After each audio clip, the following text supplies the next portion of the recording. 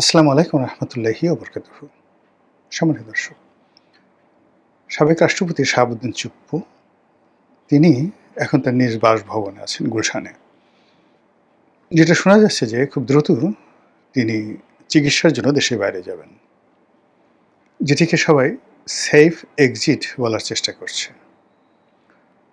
অন্যদিকে যারা চুপ্পু বিরোধী যারা লোকজন রয়েছেন তাদের বক্তব্য হলো যে কোনো অবস্থাতেই তাকে বাইরে যেতে দেয়া হবে না, সেফ এক্সিট দেয়া হবে না।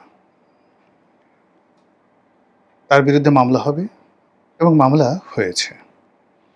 এবং নজিরবিহীনভাবে যে ঘটনাগুলো ঘটেছে সেটি হলো যে মামলায় তাকে আসামি করা হয়েছে, যে মামলায় তাকে দায়ী করা হয়েছে এবং যে বিষয়গুলো দুর্নীতি দমন কমিশনে তদন্তের জন্য আদালত পাঠিয়েছে, এটি বাংলাদেশের নজিরবিহীন ঘটনা। দ্বিতীয় বিষয় হলো যে সাবেক রাষ্ট্রপতি আব্দুল হামিদ এবং শাহাবুদ্দিন চুপ্পু তাদেরকে একত্র করে আবার ট্রাইব্যুনালে এই যে যুদ্ধাপরাধের বিচারের জন্য যে ট্রাইব্যুনাল আইসিটি, এখানে অভিযোগ দায়ের করা হয়েছে। এই যারা অভিযোগ দায়ের করেছে তারা নিঃসন্দেহে একটা পক্ষ, আর তার প্রতিপক্ষ হিসেবে সরকার শাহাবুদ্দিন চুপ্পু সাহেবের ব্যাপারে এখনো পর্যন্ত ইতিবাচক মনোভাব দেখাচ্ছেন। জনাব সালাউদ্দিন সাহেব তিনি বেশ স্পষ্ট করে বলেছেন যে রাষ্ট্রপতির বিরুদ্ধে কোনো ফৌজদারি মামলা হবে না। আমরা বিপদের সময় বা আমাদের প্রয়োজনে আমরা তার কাছ থেকে উপকার পেয়েছি, কাজেই তিনি আমাদের কাছ থেকে একইভাবে উপকার পাবেন। একেবারে বাংলা কথা। কিন্তু তারপরে বিতর্ক থামছে না। কারণটা কি?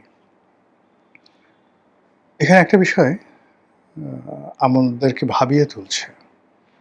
সেটি হলো যে পুরো রাষ্ট্রযন্ত্রের উপর, সরকার ব্যবস্থার উপর, রাজনীতির উপর এই সরকারের কতটা যাকে বলা হয় কর্তৃত্ব রয়েছে। বা ইউনূস জমানাতে যে আতঙ্কগুলো ছিল, সে আতঙ্কগুলোকে এই সরকারকে এখনো তা করছে কিনা। এর বাইরে যেটি হচ্ছে সেটি হলো আওয়ামী লীগ এবং শেখ হাসিনার সঙ্গে জনাব চুপ্পুর কি আসলে কোনো সম্পর্ক আছে কি আছে না। এটার কারণে কি চুপ্পু সাহেবকে তার পদ থেকে বাদ দেওয়া হলো? নাকি বিএনপি আসলে এই পদে তাদের নিজেদের লোক চাচ্ছে? এটাও হতে পারে। অথবা দেখা গেল যে বিএনপির সঙ্গে ডক্টর মোহাম্মদ ইউনূসের একটা সমঝোতা হলেও হতে পারে। সেই সমঝোতার প্রেক্ষিতে ডক্টর মোহাম্মদ ইউনূসকে রাষ্ট্রপতি পদে মনোনয়ন দিতে হবে। এজন্য এই পদটা খালি করতে হবে। এটাও হতে পারে।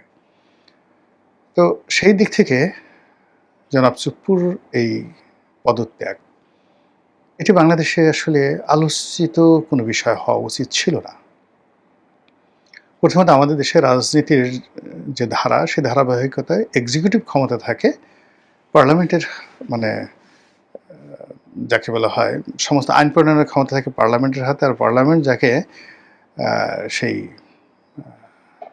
সংসদ নেতা নির্বাচন করেন, আর সেই সংসদ নেতা যখন দেশের প্রধানমন্ত্রী হন, মানে তার দলীয় সংখ্যাগরিষ্ঠতা বা সংসদের সংখ্যাগরিষ্ঠতা নিয়ে তিনি যখন প্রধানমন্ত্রী হন, সমস্ত ক্ষমতা, রাষ্ট্র ক্ষমতা এখন প্রধানমন্ত্রীর হাতে। কাজেই মানুষের আকর্ষণ, তারপরে তর্ক বিতর্ক প্রধানমন্ত্রীকে কেন্দ্র করে, রাষ্ট্রপতি জাস্ট একটা অলংকারিক বিষয়। আমাদের দেশের রাষ্ট্রপতি নিয়ে অতীতে তেমন কিছু আলোচনা হয়নি। কতগুলো কলঙ্কজনক ঘটনা ঘটেছে রাষ্ট্রপতি পদকে নিয়ে। প্রথম ঘটনা হলো যে বিচারপতি সায়েম যখন রাষ্ট্রপতি ছিলেন, ঠিক সেই সময়টিতে জিয়াউর রহমানের জামানাতে তাকে পদত্যাগে বাধ্য করা হয়েছিল। এবং সেই কাহিনী তিনি যেভাবে বর্ণনা করেছেন, এটি যাকে বলা হয় জিয়াউর রহমান সাহেবের যে সুগুণাবলী, তার সম্পর্কে মানুষের যে ইতিবাচক ধ্যান ধারণা, চিন্তা চেতনা, ওই জায়গাটাতে একটা প্রশ্নবোধক চিহ্ন তৈরি করে রেখেছে, যদি ঘটনা সত্য হয়।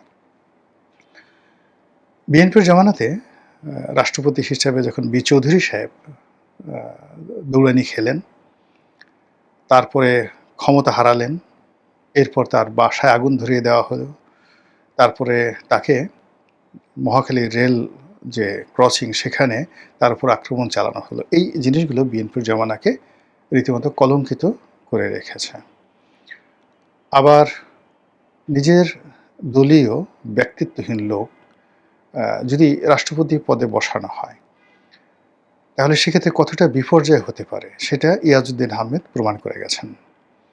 ওই সময়টাতে তিনি যদি স্বতন্ত্রভাবে সিদ্ধান্ত নিতে পারতেন এবং তার উপর তার প্রেস সেক্রেটারি ইউনূসের উপর যেমন তার একজন প্রেস সেক্রেটারি খুবই ক্ষমতাধর ছিলেন, তেমনি ইয়াজউদ্দিনের উপরও একজন প্রেস সেক্রেটারি ছিলেন মোখলেছুর রহমান।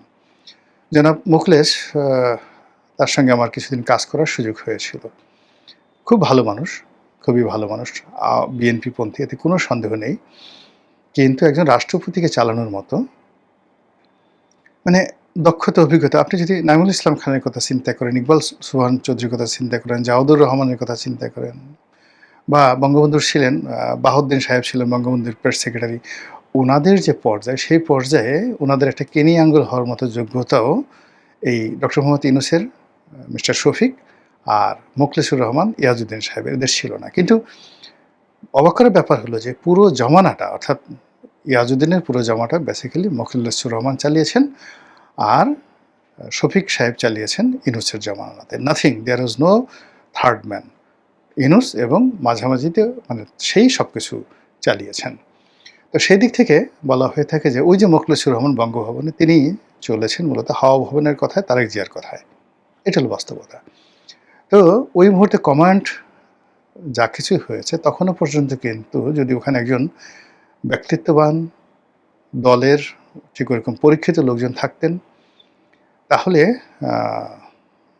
এই ঘটনা কিন্তু ঘটতো না, 1/11-এর মতো ঘটনা ঘটতো না। ইয়াজউদ্দিন সাহেব প্রয়াত, বিশ্ববিদ্যালয়ের শিক্ষক ছিলেন। আমি একটা ঘটনা শুনেছি তার সম্পর্কে, ব্যাংকের একজন বড় কর্মকর্তা বলেছেন। ঘটনার সত্য মিথ্যা জানি না, কিন্তু ঘটনা যাকে নিয়ে উপলক্ষে আমি তাকে জিজ্ঞাসাই করে নিই, তিনি মোসাদ্দেক আলী ফালু। তো মোসাদ্দেক আলী ফালু এখনো জীবিত আছেন, যদি ঘটনার সত্য না হয় আই এম সরি, কিন্তু গল্পটা বলার আমি লোভ সংবরণ করতে পারছি না, বিকজ গল্পটার চাইতেও গল্পর যে অন্তর্নিহিত তাৎপর্য, সেই তাৎপর্যটা বেশি গুরুত্বপূর্ণ। তো সেই গল্পটা হলো এরকম যে তাকে একটা সারপ্রাইজ দেওয়ার জন্য মোসাদ্দেক আলী ফালু সাহেবকে বেগম জিয়া পাঠালেন যে যান, ইয়াজউদ্দিন সাহেবকে গাড়িতে করে নিয়ে আসেন, আজকেই আমি তাকে রাষ্ট্রপতি বানাবো। কেউ জানে না, এটা বেগম জিয়া আর ফালু সাহেব ছাড়া কেউ জানে না। তো তাকে সেখান থেকে নিয়ে আসা হলো, গাড়িতে করে আসছে, ফালু সাহেব তার পাশে বসা, রাষ্ট্রপতি হবেন একটু পরেই। তো সেই সময়টাতে তখন ওই বাংলা লিঙ্কের সিম আসে ভাব। তখন সবার মধ্যে একটা ক্রেজ যে বাংলা লিঙ্কের সিম খুব কম দাম হবে, মানে ওটা একটা স্বপ্নের ব্যাপার, লটারিতে বড় কিছু জয়ের মতো একটা ব্যাপার ছিল। তখন আসেনি, কিন্তু সবার একটা কামনা, ইস একটা বাংলা লিঙ্কের সিম যদি পাই, বিরাট একটা ব্যাপার। তো যাই হোক, গাড়ির মধ্যে বসে তিনি ফালু সাহেবকে নাকি বলেছিলেন, আমি আবার বলছি নাকি, যে ফালু ভাই আপনার কাছে একটা অনুরোধ। তো ফালু সাহেব জিজ্ঞেস করলেন কী অনুরোধ? বলে অনুরোধ হলো যে আপনি কিন্তু আমাকে 2টো বাংলা লিঙ্কের সিম দিবেন, বাংলা লিঙ্ক যখন বের হবে 2টো বাংলা লিঙ্কের সিম দিবেন। তো ফালু সাহেব, মানে এই কথা যিনি আমাকে বলেছেন তার সাথে ফালু সাহেবের কথা হয়েছে। তো ফালু সাহেব বললেন যে অবাক করা ঘটনা, যে লোক একটু পরে রাষ্ট্রপতি হবে সে আমার কাছে 2টো বাংলা লিঙ্কের সিম চাচ্ছেন। তো এই ছিল তার পার্সোনালিটি। তো সেই পার্সোনালিটি দিয়ে আসলে প্রবলেমগুলো সলভ করা যায় না। তো সেই দিক থেকে আসলে শাহাবুদ্দিন চুপ্পু কিন্তু ইয়াজউদ্দিন সাহেবের মতো ছিলেন না। তিনি কমপ্লাই করেছেন সবার সাথে, কিন্তু সিদ্ধান্ত নিয়েছেন নিজে। কথা বলেছেন কম, শব্দ করেছেন কম, সিদ্ধান্ত নিয়েছেন বেশি। এবং পুরো সময়টিতে বঙ্গভবনকে ঘিরে যে সকল বিস্ফোরক সিদ্ধান্ত হয়েছে, যে সকল বিস্ফোরক ঘটনা ঘটেছে, ও ঘটনা তিনি ছাড়া আর কেউ জানেন না। তিনি একটা দুটো ঘটনা শুধুমাত্র একটু উস্কে দিয়েছেন। রয়টার্সকে একটা সাক্ষাৎকার দিয়ে একবার একটা কথা বলেছেন, মানবজমিনের মতিউর রহমানকে সাক্ষাৎকার দিয়ে একটা কথা বলেছেন, আর কালের কণ্ঠে একটা সাক্ষাৎকার দিয়েছেন। কিন্তু কালের কণ্ঠের সাক্ষাৎকারের খুব অল্প অংশ ছাপা হয়েছে, বাকি অংশ হয়তো ভবিষ্যতে ছাপা হবে। তো কাজেই তিনি ওখানে বসে তার সীমাবদ্ধতার মধ্যেও তিনি একটা সোশ্যাল কানেক্টিভিটি গড়ে তুলেছিলেন। তার সঙ্গে জামাতের একটা সম্পর্ক ছিল, ইউনূসের সঙ্গে সম্পর্ক ছিল না, কিন্তু জামাতের সঙ্গে ছিল। তার সঙ্গে এনসিপির শীর্ষ যারা নেতৃবৃন্দ রয়েছেন তাদের সম্পর্ক ছিল।